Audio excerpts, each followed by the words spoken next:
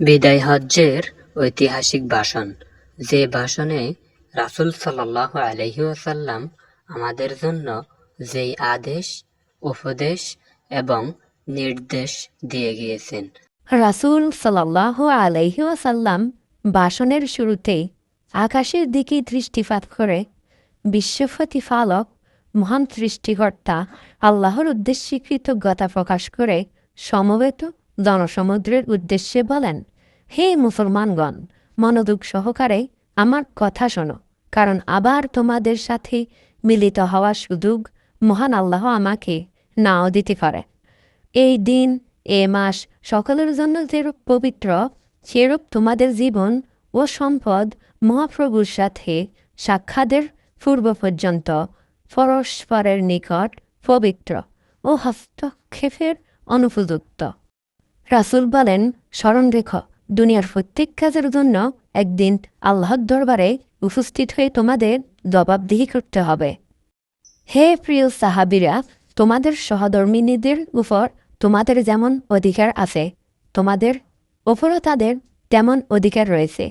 আল্লাহকে সাক্ষী রেখে তোমরা তাদের গ্রহণ করেছ এবং তারাও এই আদেশ মতে তাদের তোমাদের জন্য বৈধ করে নিয়েছ। সুতরাং তাদের প্রতি সদয় ব্যবহার করবে, সর্বদা অন্যের আমানত হেফাজত করবে এবং পাপ কাজ থেকে বিরত থাকবে। রাসূল বলেন, আজ থেকে সুদ গ্রহণ নিষিদ্ধ।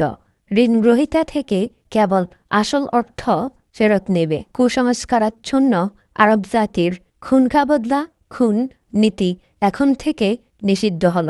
তোমরা দাস দাসীদের সঙ্গে ভালো ব্যবহার করবে। তোমরা যা আহার করো, যে বস্ত্র পরিধান করো, তাদের অনুরূপ খাদ্য বস্ত্র দান করবে। তারা যদি ক্ষমার অযোগ্য কোনো আচরণ করে, তা হলেও তাদের মুক্তি দান করবে। স্মরণ রেখো, তারা আল্লাহরই সৃষ্টি এবং তোমাদের মতো মানুষ। আল্লাহর সঙ্গে কাউকে অংশীদার করো না। অন্যের দ্রব্য আত্মসাৎ ও অন্যায়ভাবে নরহত্যা করো না এবং কখনো ব্যভিচারে লিপ্ত হইও না।